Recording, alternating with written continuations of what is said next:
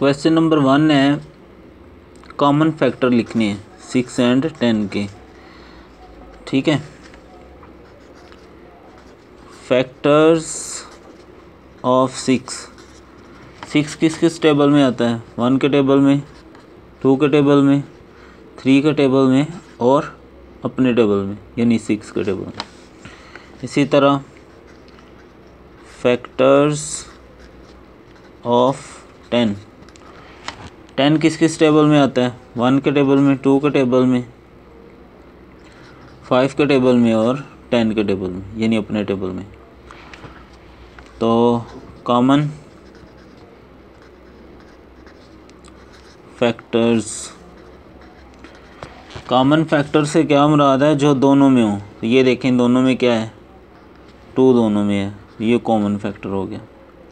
ठीक है जी, ऐसे ही आप बाकी क्वेश्चन इसके खुद करेंगे। ठीक है जी। क्वेश्चन नंबर 2 में हमने HCF फाइंड करना है कॉमन फैक्टर के ज़रिए। ठीक है, तो पहला पार्ट है 24 और 36। तो फैक्टर लिख लेंगे पहले।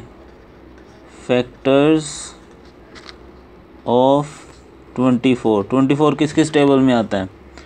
1 के टेबल में, 2 के टेबल में, 4 के टेबल में,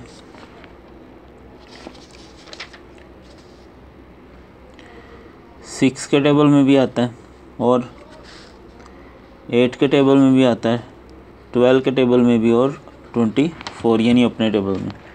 इसी तरह फैक्टर्स ऑफ 36 किस किस टेबल में आता है?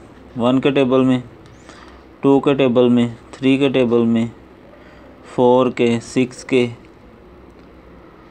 9 के टेबल में भी आता है, 12 के टेबल में भी आता है और 18 के टेबल में भी और फिर अपने टेबल में यानी 36 में।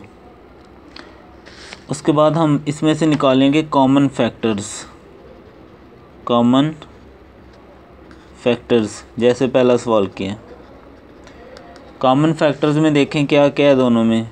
2 है और 4 भी है, 6 भी है, 12 भी है। ठीक है, अब इन जो कॉमन फैक्टर्स आए ना, उनमें जो सबसे बड़ा होगा ना वो HCF होगा। सबसे बड़ा क्या है? 12। ठीक है जी। क्वेश्चन नंबर 2 आपका इसी तरह हो जाएगा। क्वेश्चन नंबर 3 में हमने HCF फाइंड करना है प्राइम फैक्टराइजेशन के ज़रिए। ठीक है, अब पहला है 12 और 18।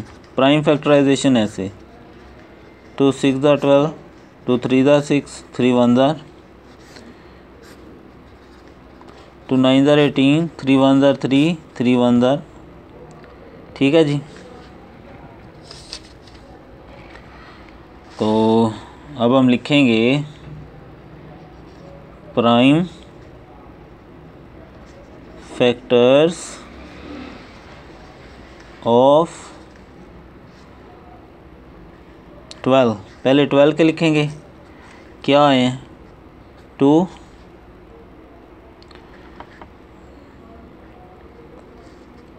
× 3। उसके बाद हम लिखेंगे प्राइम फैक्टर्स ऑफ दूसरी वैल्यू क्या थी? 18 के क्या फैक्टर आए हैं? 2, 3 और 3। ठीक है जी। उसके बाद कॉमन फैक्टर्स, कॉमन जो दोनों में क्या क्या हैं? 2 है और फिर 2 ही है सिर्फ, यही फिर हमारा क्या हो जाएगा? HCF equal to 2। ठीक है जी।